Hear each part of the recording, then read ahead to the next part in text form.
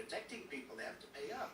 And I'm a big fan of NATO, but they have to pay up. She comes out and said, we love our allies, we think our allies are great. Well, it's awfully hard to get them to pay up when you have somebody saying, we think how great they are. We have to tell Japan in a very nice way, we have to tell Germany, all of these countries, South Korea, we have to say, you have to help us out.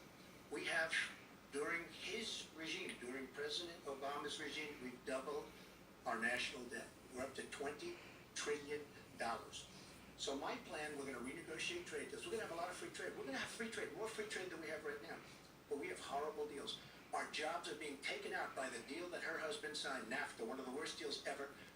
Our jobs are being sucked out of our economy. Yeah, that's true. That was bad. You go to Pennsylvania, you go to Loser. Ohio, you go to Florida, you go to any of them. You go upstate New York. Our jobs have fled to Mexico and other places. We're bringing our jobs back. I am going to renegotiate NAFTA. And if I can't make a great deal, then we're going to terminate NAFTA and we're going to create new deals. We're going to have trade. But we're going to terminate it. We're going to make a great trade deal. And if we can't, we're going to do it. We're going to go a separate way because it has been a disaster. We're going to cut taxes massively. We're going to cut business taxes massively. They're going to start hiring people. We're going to bring the $2.5 trillion that's offshore back into the country. We are going to start the engine rolling again because right now our country is dying at 1% GDP. Well, let me translate that if I can, Chris, because You can't. the fact is he's going to advocate for the largest tax cuts we've ever seen, 3 times more than the tax cuts under the Bush administration. I have said repeatedly throughout this campaign, I will not raise taxes on anyone making $250,000 or less. I also will not add a penny to the debt. I have costed out what I'm going to do. He will, through his massive tax cuts, add $20 trillion to the debt. Well, he mentioned the debt. We know how to get control of the debt. When my husband was president, we went from a $300 billion deficit to a $200 billion surplus, and we were actually on the path to eliminating the national debt. When President Obama came into office, he inherited the worst economic disaster since the Great Depression. He has cut the deficit by 2/3. No. So, yes, one of the ways you More like buy it go after the more debt, than one of the increase ways it you 2/3. create jobs is by investing in people. So I do have investments. That's a lie. Investments in new jobs, investments in Ain't it? education, skill training, and the opportunities for people to get ahead and stay ahead. That's the kind of approach that will work. Cutting taxes on the wealthy, we've tried that.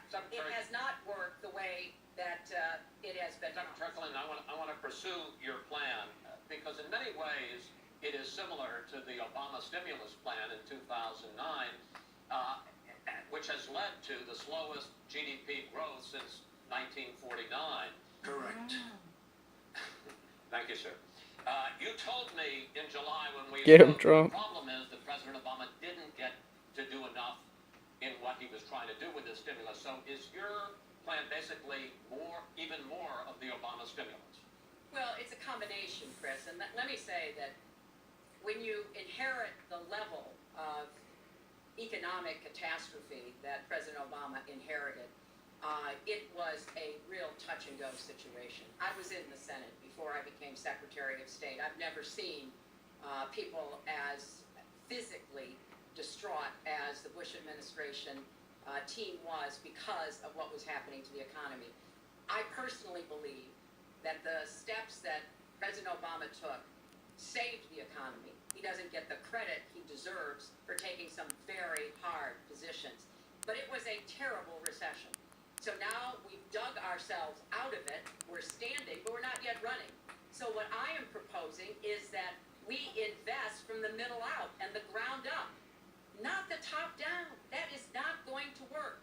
That's why what I have put forward doesn't add a penny to the debt, but it is the kind of approach that will enable more people to take those new jobs, higher paying jobs. We're beginning to see some increase in incomes, and we certainly have had a long string of increasing jobs. We've got to do more to get the whole economy moving, and that's what I believe I will be able to do. Mr. Trump, even conservative economists who have looked at your plan say that the numbers don't add up, that your idea, and you've talked about 25 million jobs created, 4% Over a 10-year period. growth, is unrealistic. And they say, you talk a lot about growing the energy industry, they say with oil prices as low as they are right now, that's unrealistic as well. Your response? So I just left some high representatives of India. They're growing at 8%. China is growing at 7%, and that for them is a catastrophically low number. We are growing, our last report came out, and it's right around the 1% level, and I think it's going down. Jobs report, terrible.